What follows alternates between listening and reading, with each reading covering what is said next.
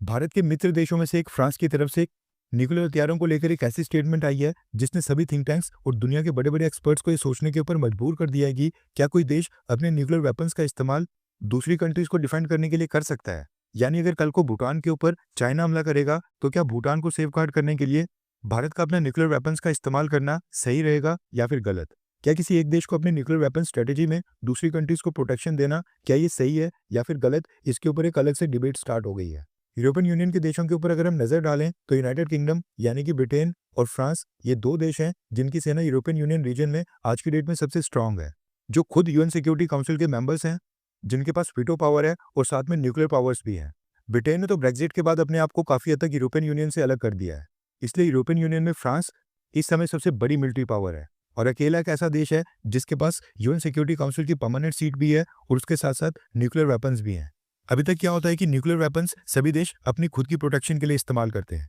लेकिन अमेरिका में Donald Trump के प्रेसिडेंट बनने के बाद अब हालात ये हो गए हैं कि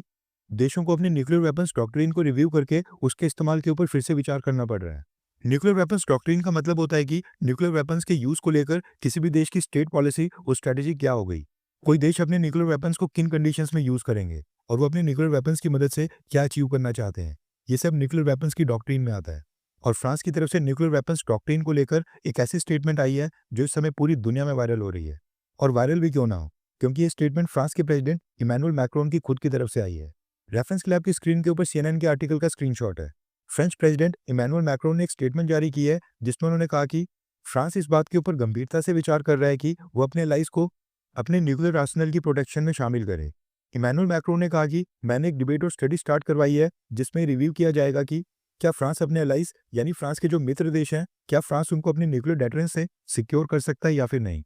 यानी अपने न्यूक्लियर वेपन्स की मदद से फ्रांस खुद को तो प्रोटेक्ट करेगा ही, लेकिन फ्रांस का कहना है कि वो कुछ देशों की लिस्ट बनाएंगे जिनके साथ फ्रांस के अच्छे रिलेशंस हैं, क्योंकि फ्रांस के अलावा यूरोपियन यूनियन के अंदर बाकी देशों के पास न्यूक्लियर वेपन्स तो नहीं है। इसलिए सामने वाला देश यानी रशिया ये नहीं सोचे कि उन कंट्रीज के पास अपनी प्रोटेक्शन के लिए न्यूक्लियर वेपन्स नहीं है तो क्यों ना उनके ऊपर हमला ही कर लिया जाए। इसलिए फ्रांस अपने मित्र देशों को भी अपनी न्यूक्लियर वेपन्स डॉक्ट्रिन में शामिल करने के ऊपर गंभीरता से विचार कर रहा है, जिसके बाद अगर फ्रांस के मित्र देशों के ऊपर कोई भी हमला करता है और वो देश न्यूक्लियर वेपन्स की मदद मांगते हैं तो फ्रांस उस केस में भी अपने न्यूक्लियर वेपन्स का इस्तेमाल करके सामने वाले देश को हिट कर सकता है। इससे न्यूक्लियर वेपन्स का कवर फ्रांस के साथ साथ यूरोप के और भी देशों को मिल जाएगा। इसके आगे फ्रेंच प्रेसिडेंट इमैनुअल मैक्रोन ने अपनी स्टेटमेंट में कहा कि यूरोप अब एक नए एरा में एंटर हो रहा है। रशिया की तरफ से जो थ्रेट सामने आ रहा है उसको स्पेक्टेटर्स यानी दर्शक की तरह सिर्फ चुपचाप देखते रहना ये मूर्खता होगी, इसलिए उनको मेजर स्टेप्स उठाने ही पड़ेंगे। इमैनुअल मैक्रोन ने कहा कि अमेरिका हमारा ग्रेटेस्ट एलाई था, लेकिन उसने इस वॉर में अपनी पोजीशन को बदल दिया है, जिसके बाद अब आगे क्या होगा